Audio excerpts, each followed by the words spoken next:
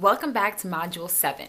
We're going to be talking about profit margins, and profit margins are super duper important. I feel like I say that all the time, but it is super duper important to pay attention to because it's really what's going to determine if you're making money in your business.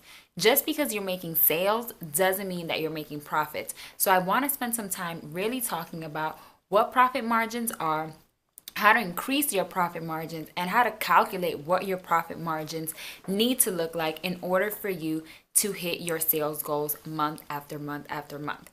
Let's start by just breaking down what a profit margin is.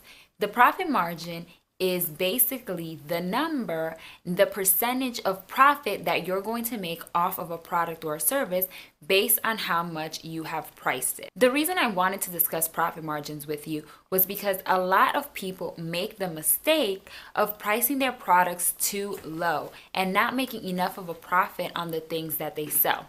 They might sell a $20 ebook, not realizing that it really costs them almost $10 to produce. Or they might sell a t-shirt for $15 when they're only going to make a $2 profit on it. It's important that you allocate the proper amount of time to pricing and profit margins when you're launching a product or a service. If you price it wrong, you could be leaving customers behind, you could be losing sales, or worse, you could be costing yourself hundreds and hundreds of dollars or even thousands of dollars a month if you don't do it properly. It's also important to think about how you're going to increase your profit margin without increasing your cost of goods sold. Cost of goods sold is how much it costs you to create, produce, ship, and all of those things I mentioned earlier for a product or a service. If you have a digital product, the cost of goods sold might be very, very low because you didn't have to actually produce a physical thing or ship something out. If you are making t-shirts and buying in bulk, the cost of goods sold will be very different if you are buying something on demand or using a drop shipping service. So it's really important to understand not only what it is that you're producing and creating and selling, but also where does it come from, how much it costs, and how you can make more money while reducing the cost of production or the cost of creation on that product. Here's a very simple and common example about how you can increase your profit margin while not increasing your cost of goods sold.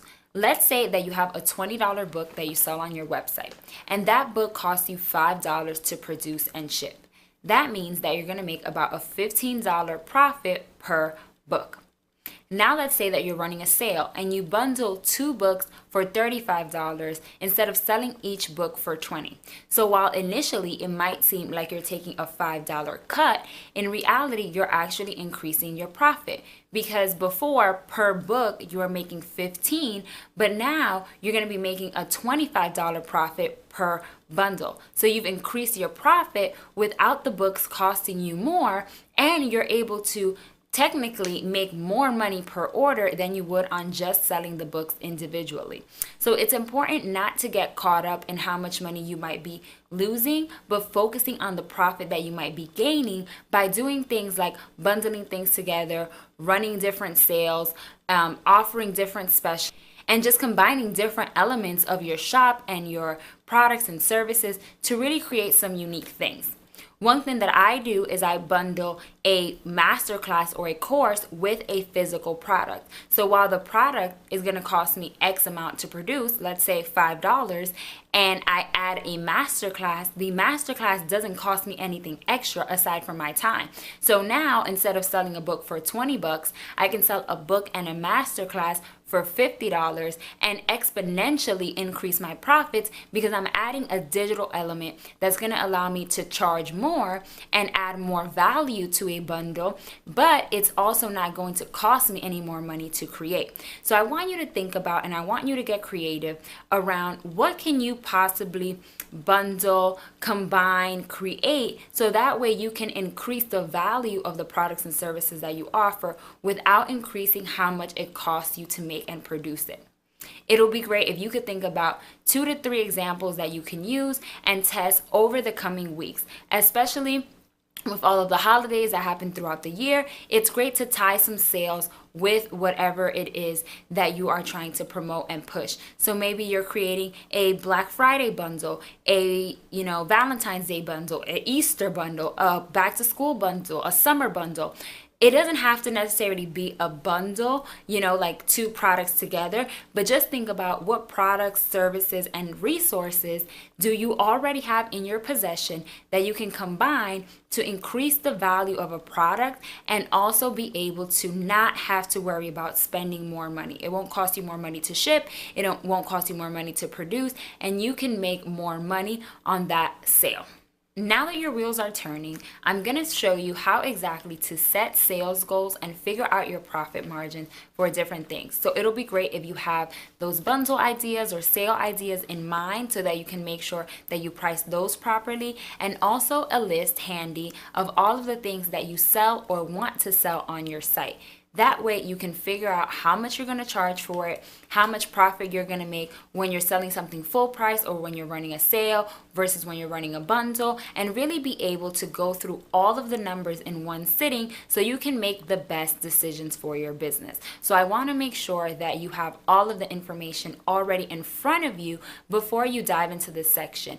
Or, of course, you can stop this video, go get those numbers, take a couple of days, think on it, and then come back. So whatever it is that you need to do, but in the next section, we're going to dive deep into the nitty-gritty of profit margins, pricing, and sales goals. See you there. Okay, so I'm so excited to walk you guys through pricing models and setting sales goals because I've actually created a custom spreadsheet for you to use whenever you need to. So you don't need to memorize any formulas, you don't need to bust out the calculator or become a mathematician to get this done. This spreadsheet will do it all for you, literally in the clicks of a few buttons. So the first sheet that you're going to see is the pricing model sheet. And in this sheet, what you're going to do is be able to determine the profit margin and how much profit you'll actually make from the things that you sell. So let's say that you're selling a notebook. And for the sake of the example, I'm just going to type in notebook here. You've ordered 100 notebooks from a manufacturer. Let's say you ordered it on Alibaba, or you found some other company that can print out notebooks for you. I actually haven't found a company that I adore yet, so if you guys have any ideas, definitely shoot them my way. But back to the tutorial. So let's say you ordered 100 notebooks from company X, and the cost of the 100 notebooks was $515.60. In order for company X to actually ship the notebooks to your house and any other materials for you to actually ship them cost you about $97, let's say. So this would be the cost of shipping the notebooks to your house, and then also having to buy the actual envelopes to mail out the notebooks to your customers. So shipping to you and then you shipping out to the customer. Then you're going to highlight how much it costs to ship each item. So you would go to the post office or FedEx or UPS or DHL if you're international, whatever the carrier is that you're going to use, and you would figure out how much would it cost you to mail one of each item. Let's say you send it first class mail to the post office, you spend $2.71. So as you go updating each column, column F is going to automatically be updating itself. So let's say that the shipping cost was more. Let's say it was $103 instead of the $97. And let's say that the cost to ship each item was $3.61 instead of the $2.71. The cost of goods sold is going to automatically be updating itself as you make changes in the sheet. So you don't have to worry about figuring out what your cost of goods sold is. The spreadsheet would automatically populate it for you guys. Then after you have that, you're going to want to think of a retail price. And usually what I like to do is double or triple the cost of goods sold. So because it's going to cost you $10 to make, you need to sell the notebook for $20 right? So now you have a 51% profit margin and a $10 profit. A good profit margin is over 30%. If you price it too low, the spreadsheet will let you know. And if you price it properly, the spreadsheet will also let you know. So let's say you played yourself and you said you were going to sell the notebooks for $12 each. Immediately you see that the profit margin goes below 30 and it turns red. So that's going to tell you need to either adjust your retail price or you need to adjust your cost of goods sold to increase your profit margin. So maybe it's costing you way too much to get the notebooks produced. You need to find another manufacturer that can produce those same 100 notebooks for a lower cost, right? So let's say you found a manufacturer that is going to produce the notebooks in bulk, and instead of charging you the $515, they're now charging you $300, right? Immediately, by you changing the manufacturing and the cost of the actual production of the notebook, now the profit margin is decent. Right now it's 36% because your cost of goods sold went down. Now let's say that you couldn't get the production any different, so you have to switch up your price. So maybe now instead of $12, you say, you know what, 20 is too expensive. Let me see what 15 looks like. Again, 15 is pretty decent. You're making a $5 profit on each notebook and a 34% profit margin. So you're going to want to play around with production, getting your cost of production down. If you watch Shark Tank, you hear this all the time. Cost of production heavily impacts your profits. And if you really can't manage the production, if you really can't get that down, then definitely think about what you can do to the retail price. Now, let's say that you have a digital product like a course. So your quantity is going to be 1 because you want to figure out how much it's going to cost you per person that buys your course. Then you're going to want to think about the total. How much in total is it going to cost you to produce the course? Do you have to pay for Teachable? Do you have to pay for Thinkific? Do you have to pay for Vimeo, for premium video hosting? Do you have to pay somebody to design an ebook? Whatever it's going to cost you to actually implement the course, you want to include here. This could also include video production fees. It could include, the cost of the equipment that you had to buy. Anything that is necessary for you to produce and deliver this course, you're going to want to include it here. So let's just say that it's going to cost you $97 for a online course platform, right? Shipping costs and materials will be 0. How much of the cost to ship an item would be 0 because it is digital. So now your cost of goods sold is $97. So whether one person buys your course or 5 million people buy your course, it's always going to cost you $97 to actually deliver the course each and every month. So now you want to make sure that you're, again, pricing it in a way that's going to make you money, whether you have one person in the class or 50 people in the class, right? So on average, a course could be anywhere from $200 to $500. There are lower price courses, of course, but if you're going to be using a platform to deliver it, then it's important for you to have a robust course that will give you more bang for your buck. Let's say that this particular course has 7 modules and goes over the course of 8 weeks. The retail price on this would be $197, which is a very common price. So you're already making a 50% profit margin on that product. Let's say that you're like, hey, you know what? I want to offer a course with 3 modules. You still have to price it realistically. So if you go down to $99, you're only going to be making $2 profit. Or if you go up to $147, you'll be right in that 30% profit margin range. So you want to think about this because some people are like, well, if I have a course, I'm going to have way more people, so the platform that I use and all the money that I spend is going to pay for itself. While yes, that may be very true, ideally you would have multiple people so that all of these things pay for themselves and you can have a lower price point. You always want to plan for the worst case scenario, right? You always want to plan for the most horrible case. So you want to always go in there with the mindset of, if I only get one person, I want to make sure that I don't just break even on this, that I actually make money. Now, if you want to do a scenario on profit margins based on registration, so let's say you are going to allow 50 people into the course, right? So you would change the quantity here to be 50.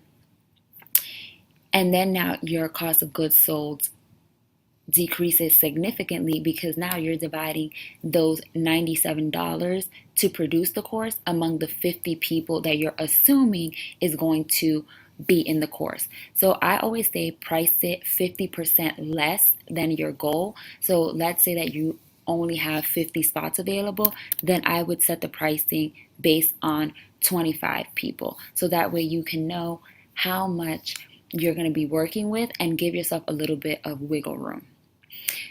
In this spreadsheet, again, it's super easy. You just fill in the item, the order quantity, the total cost, shipping costs, shipment costs. You get your cost of goods sold automatically. You decide on your retail price based on your cost of goods sold, and then you get your profit margin and profit. After you've completed this, your goal sheet will automatically have populated itself. So whatever you put into the item and quantity ordered will automatically come over to the goal sheet to make it a lot easier.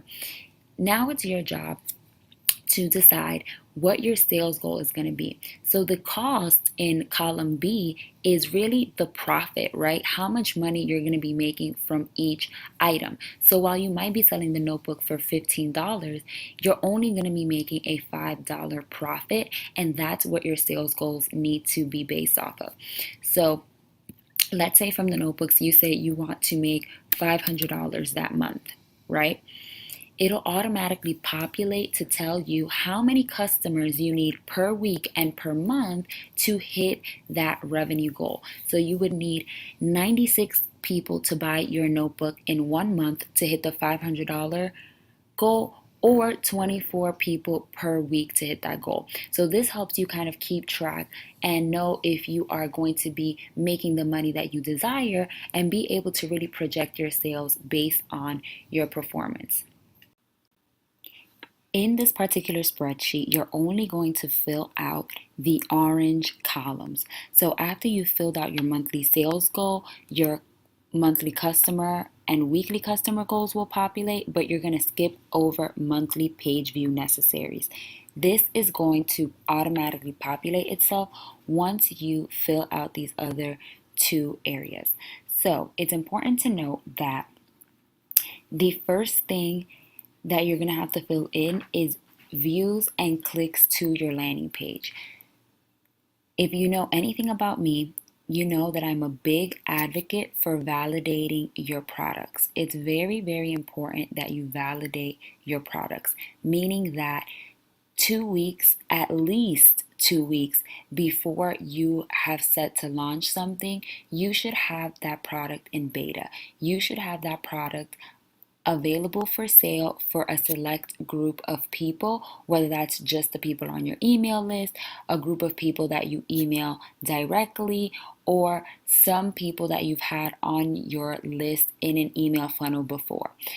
For example, I wrote a book called Make Yourself Marketable that's all about personal branding.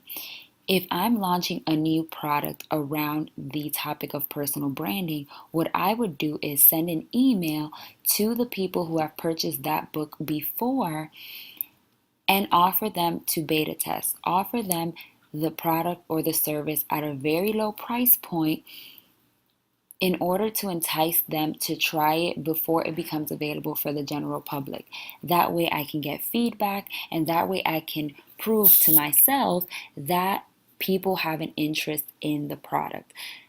The same thing with a service. Before I launch a full service, I will do what's called a mini service.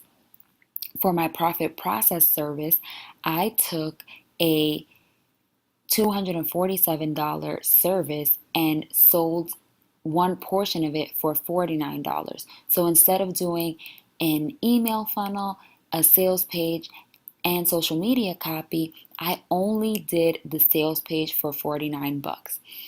Once I sold a bunch of those in the first week, I knew that copywriting was something that entrepreneurs wanted for themselves. So I felt comfortable launching my service because of the people who had already purchased and shown interest during the pre-sale. So for you, whether you've been selling this product for a while already or whether it's a new product, you want to figure out how many people have actually clicked the link to go to the landing page over the last 30 days. So from all of the people that I've emailed, or maybe I posted it on social media, or I've shared it with some people directly, maybe via text, or I've called a couple of old customers, whatever it is, you need to put the amount of people who actually clicked through to the landing page. How many people clicked the link? You can easily use a tool like bit.ly, which is bit.ly, to shorten a link and track the clicks, or you can track the statistics inside your website provider. But what you want to know is how many people actually saw your sales page in a 30-day period. If you only were running the pre-sale or validating the product for 2 weeks, then you would only have the metrics from those 2 weeks, and that's okay. Don't think that because you don't have a full 30 days, the world is going to end and the calculations will be off. 30 days is just an average for you to know what your conversion rate is based on the clicks. Okay, so if you don't have 30 days worth of the data, that is okay. Use as many days as you have available. So you would say, okay, I had about, I don't know, let's say 200 people went to the landing page in those 2 weeks. Out of those 200 people that went to the landing page, I ended up getting 15 sales. So now you'll see that your conversion rate is 7.5%, which means on average, based on the amount of people that see your sales page, 7.5% of them will actually convert. Now, a lot of people also always worry about conversion rates. What's a good conversion rate? How do I know that my conversion rate is good? Should I update my sales page? XYZ. Conversion rates vary by industry, so I encourage you to Google, fitness course conversion rates, marketing conversion rates, blogging conversion rates. Whatever your industry is, I encourage you to do some Googling and see what the industry best practice is, because it may be very different for everybody. So I always like to strive for a conversion rate above 5%, but I like to aim a little bit high. So they say the best practice that a good conversion rate is anywhere between 3 and 15%. But again, it really varies by industry, by product, by service, by website, and by person. So you want to just do some digging on your own to figure out what's the average in your particular industry. After you include the number of sales and get your conversion rate, once your conversion rate populates, your monthly page views will also populate as well. Meaning, based on the conversion rate that you currently have, 1281 is the amount of people that you need to drive to your sales page in that particular month in order to hit your goal. I'll say that again.